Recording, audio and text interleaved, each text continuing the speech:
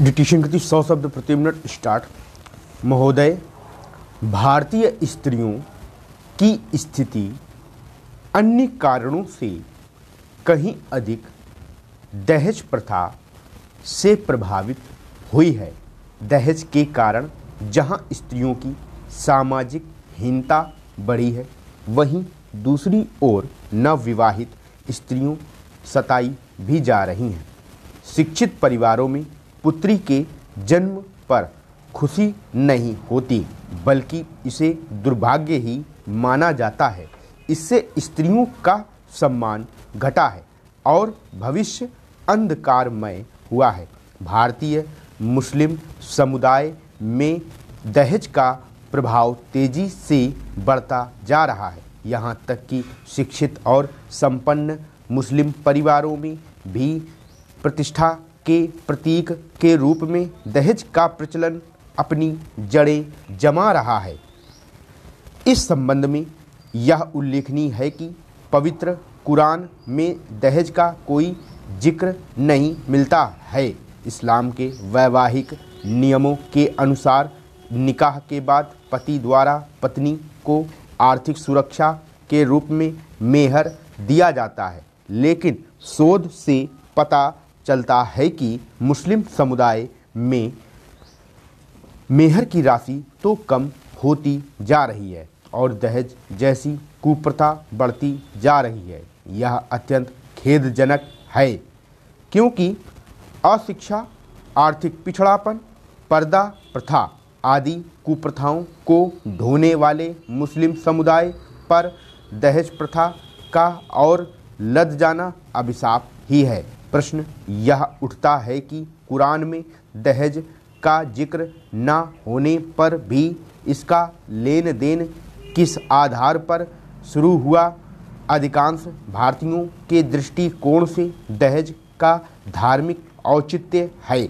इस संदर्भ में हजरत मुहम्मद की पुत्री के निकाह का उल्लेख किया जाता है। उनकी पुत्री हजरत फातिमा का जब हजरत अली से निकाह हुआ तो विदाई के वक्त उन्होंने गृहस्थी जमाने के लिए दैनिक उपयोग की मिट्टी की कुछ वस्तुएं तथा खजूर की चटाई एक दूल्हा दुल्हन को दी थी। ये केवल 6-7 वस्तुएं उस काल में जीवन निर्वाह के लिए आवश्यक थीं। हजरत फातिमा के निकाह के समय मोहम्मद साहब द्वारा दी गई इन्हीं वस्तुओं को भारतीय मुस्लिम समुदाय दहेज कहता है और दहेज का लेन देन करना चाहता है, क्योंकि यह भी मान्यता है कि मोहम्मद साहब के कार्यों को दोहराने से व्यक्ति पुण्य का भागीदार बनता है।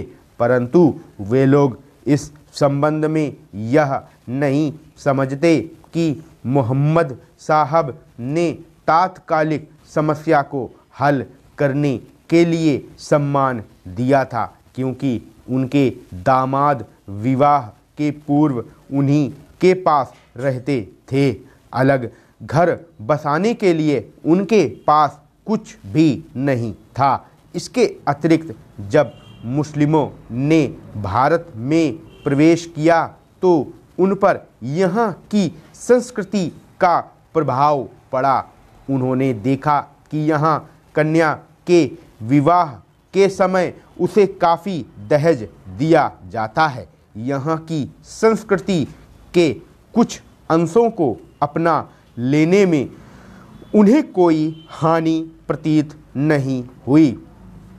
इस प्रकार मुस्लिम समुदाय में दहेज प्रथा का प्रचलन भारतीय संस्कृति के प्रभाव से यहीं आरंभ हुआ। मुस्लिमों ने यहाँ प्रचलित दहेज की तुलना भी हजरत मुहम्मद द्वारा अपनी पुत्री के विवाह के समय कुछ सामान देने से की और उसे ना तो गलत माना और ना ही इस्लाम के विरुद्ध। वे भी कुछ ना कुछ वस्तुएं आवश्यक रूप से देने लगे। महोदय, प्रारंभ में यह स्वैच्छिक था और न ही दहेज में अधिक रकम दी जाती थी। जो भी वधू पक्ष द्वारा अपनी हैसियत के अनुसार दिया जाता था उसे वर पक्ष द्वारा स्वीकार किया जाता था। शादी के बाद दहेज को लेकर कोई समस्या नहीं होती थी, परंतु आज स्थिति इसके ठीक विपरीत है। वर पक्ष द्वारा दहेज की मांग अपने अधिकार के रूप में की जाती है और अधिक से अधिक दहेज मांगा जाता है। पवित्र कुरान में दहेज का कोई स्थान न होते हुए भी व्यवहार में मुस्लिम समुदाय में दहेज की क्या स्थिति है, यह जानने के लिए इंदौर व भोपाल की मुस्लिम महिलाओं का अध्ययन किया गया।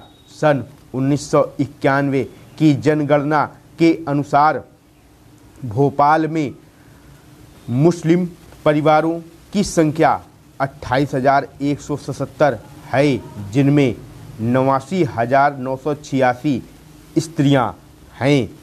इंदौर में मुस्लिम परिवार 14,610 हैं। इनमें स्त्रियों की संख्या 50,598 है। जनसंख्या में परिवारों की संख्या के अनुपात के आधार पर इंदौर से 175 परिवार व भोपाल से 325 परिवार लॉटरी प्रणाली से चुनकर प्रत्येक परिवार की एक स्त्री को अध्ययन के लिए चुना गया। साक्षात्कार अनुसूची के आधार पर किए गए अध्ययन के अनुसार इंदौर व भोपाल की मुस्लिम स्त्रियों के विवाह में दिए गए दहेज की स्थिति स्पष्ट होती है। तालिका से स्पष्ट है कि दोनों ही शहरों में स्त्रियों के विवाह में दहेज दिया गया। कुल 500 महिलाओं में से 96% महिलाओं के विवाह में दहेज दिया गया। इनमें इंदौर की 86% व भोपाल की 97% महिलाओं के विवाह में दहेज दिया गया। परिवार जनों की हैसियत के अनुसार दहेज सामग्री में कपड़े, बर्तन, जेवर आदि दिए गए। कुल 500 महिलाओं में 5% महिलाओं के विवाह में दहेज नहीं दिया गया। इनमें इंदौर की 1% महिलाएं हैं और भोपाल की 2% महिलाएं हैं। इन्होंने परिवार जनों की मर्जी के खिलाफ कानून पद्धति से विवाह किया है। इसी कारण उनके विवाह में दहेज नहीं दिया गया। इस संबंध में सर्वाधिक महत्वपूर्ण तथ्य यह है कि क्या दहेज के कारण स्त्रियों को प्रताड़ित किया जा रहा है। निम्न आंकड़े इसी संबंध में हैं।